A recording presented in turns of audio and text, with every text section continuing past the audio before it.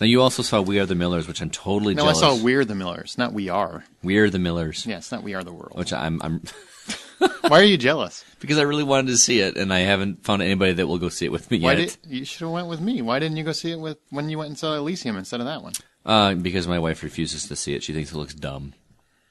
So As opposed to every other comedy you watch? we saw Elysium instead, which I'm not. I'm You don't glad I regret saw it. but yeah. All right, well, We're the Millers. Jason Sudeikis stars as David, is a sleazy, selfish pot dealer who has managed to waste his entire life. I know someone just like this. When he attempts to do one decent thing and save his neighbor Kenny and runaway girl that lives near his building, Casey, he ends up being beaten to a pulp and robbed of all of his money and stash, and it's an absolutely hysterical scene. This, of course, puts him at odds with his local drug source, who's called Brad, and he's played by Ed Helms. Him as a drug dealer. It works. Is funny. And he has a killer whale in an aquarium in his office. I love it. To pay Brad back, David has to go to Mexico and bring back a smidge of weed, as he calls it, a smidge being about 2 tons worth.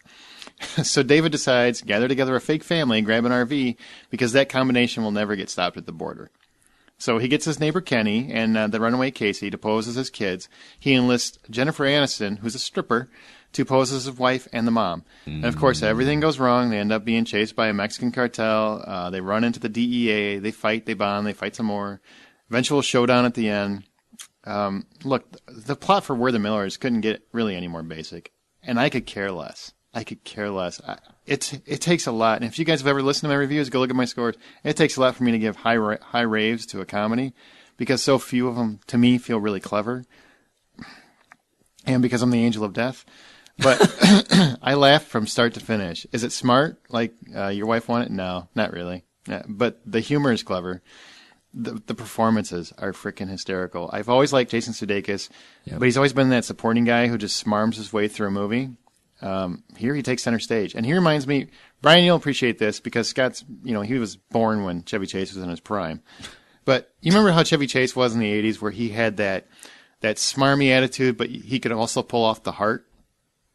Yeah. Yeah, that's exactly what Jason Sudeikis is. I mean, in this movie. He managed to be snarky and smarmy and still have a lot of heart, except he didn't have any pratfalls. He never fell down or anything. So I really liked him. I was very impressed with him. Jennifer Aniston was the biggest surprise for me. I know you guys love her. I don't. I don't think she's funny. Anytime there's a movie that has her, I don't look forward to seeing it. I just never found her funny, even on Friends. And everybody's like, well, how could you not find her funny on Friends? Because everybody else was funny on Friends. I didn't find her funny. She was the funniest one on Friends. No, Chandler, man. Chandler's the dude. So I really, if anything was keeping me from wanting to see the movie, it was her. It's always her. Any movie that she's in, it's her. And damn if she isn't one funny stripper. So maybe she finally found her calling as far as I'm concerned. And it's not because of the dancing. I was having so much fun. She didn't bother me at all. And she nailed the jokes. I mean, hearing her go raunchy really worked. Because it didn't feel like she was, I'm Jennifer Aniston, look how dirty I can be. It really felt like she was a dirty stripper. And I respect that. I bet you do. I do.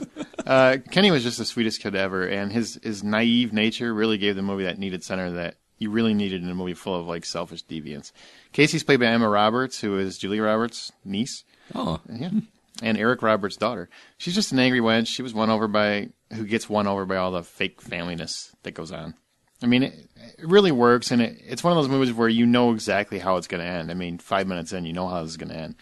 And so you're kind of dreading the ending because you wonder, are they going to pull it off? Is it going to be like they're going to have a dance-off or something? It's not. I mean, it works. They're jackasses and selfish pricks almost to the end, except for Kenny, because he literally is the sweetest kid ever. Look, this isn't a movie about swift direction. It's not about a riveting story. There's nothing else going on in it except what I just told you. That's all the movie is. It isn't as moving as The Way, Way Back. It's not as out there as This Is the End. It's not as structured as The Heat. But what it is it's funnier than every single one of those movies. And honestly, it might be one of my favorite comedies in a couple years. Wow. So if $10 is the full price of admission, this one's worth $8.50. Holy cow. I fucking loved it. You gave a comedy an $8.50? I gave a comedy an $8.50. I freaking loved it. I laughed You know how you go to see those comedies and there's always like that 10-minute lull where there's at least one section, and if you saw This Is the End, it's every section Danny McBride's in. But there's always one section where you don't laugh. Like it's, oh God, this is so tedious. This is so boring. Da da da. Laughed my ass off from start to finish.